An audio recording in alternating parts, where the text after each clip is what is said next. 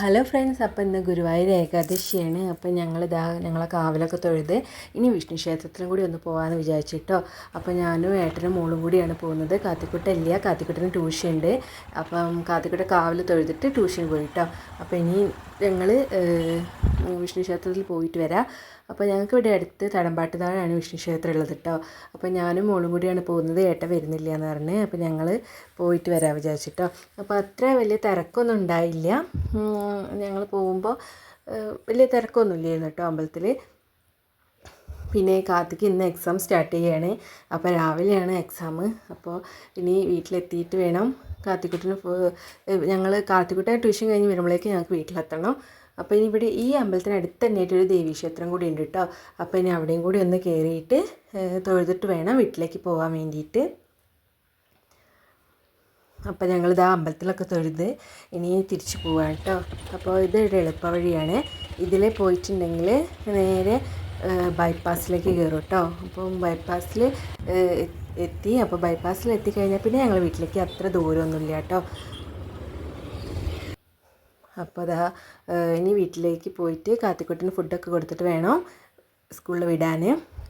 അപ്പോൾ വൈകുന്നേരം ആയപ്പോൾ ഞാൻ ചായക്ക് അട ഉണ്ടാക്കാമെന്ന് വിചാരിച്ചിട്ടോ. അപ്പോൾ തേങ്ങ ചെറിയ മെച്ചയിട്ട് ചാരി വന്നതാണ്. അമ്മയെന്ന് പറയുന്നുണ്ട് കേട്ടോ. അപ്പോൾ ഞാൻ കൊടുക്കുന്നില്ല എന്ന് കണ്ടപ്പോൾ അവളെന്നെ ഒറ്റയ്ക്ക് എടുത്തിട്ട് പോവുകയാണ് കേട്ടോ.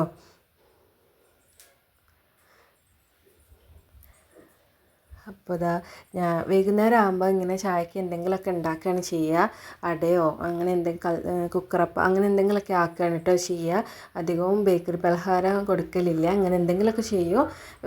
ബേക്കറി പലഹാരം തീരെ കൊടുക്കില്ല എന്നല്ല, എന്നാലും ഇങ്ങനെയൊക്കെ ചെയ്യുകയാണ് കേട്ടോ അധികവും ചെയ്യൽ. അപ്പോൾ എനിക്കും അമ്മയ്ക്കും ഒന്നും കഴിക്കാൻ പറ്റില്ല. ഏകാദശി ആയതുകൊണ്ട് അരിഭക്ഷണം പറ്റില്ലല്ലോ. അതുകൊണ്ട് ഞങ്ങൾക്ക് ഇനി ഗോതമ്പത്തിൻ്റെ അട എന്തെങ്കിലും ആക്കണം. അപ്പോൾ മക്കൾക്ക് അത് ഇഷ്ടമാവില്ലല്ലോ. അപ്പോൾ അവർക്ക് അരിൻ്റെ കൊടുക്കാൻ വിചാരിച്ച്. പിന്നെ ഞാൻ ഇന്നലെ പത്തിരിക്ക് ഉണ്ടാക്കാൻ വേണ്ടിയിട്ട് മാവ് കുഴയ്ക്കുമ്പോൾ കുറച്ച് കൂടുതൽ കുഴച്ചിട്ടുണ്ടായിരുന്നു. അത് ഫ്രിഡ്ജിലുണ്ടായിരുന്നു കേട്ടോ.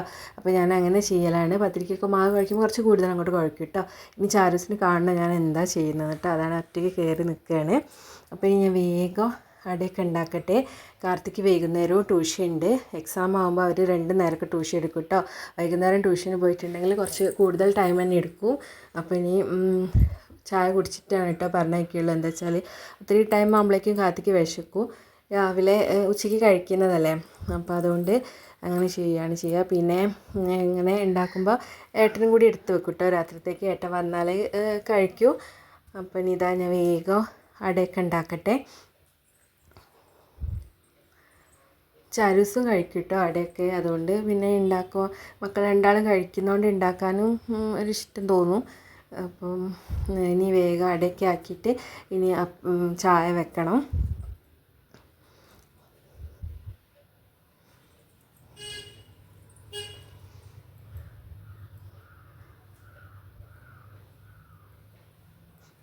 അപ്പോൾ ഇനി ഞാൻ അടയൊക്കെ എല്ലാം റെഡിയാക്കി അടുപ്പത്ത് വെച്ചിട്ടുണ്ട്. അത് വേകുമ്പോഴേക്കും ഇനി ഞാൻ വേഗം ചായ വെക്കട്ടെ. ഇനി ചായക്ക് റെഡി ആയിട്ടോ. അപ്പോൾ അതാ ഇനി എല്ലാവർക്കും കൊടുക്കട്ടെ, എന്നിട്ട് ഞങ്ങളും കഴിക്കട്ടെ കേട്ടോ. അപ്പോൾ ഇന്ന് ഇത്രയൊക്കെ ഉള്ളൂ വീഡിയോ. അടുത്ത വീഡിയോ ആയിട്ട് പിന്നെ കാണാം.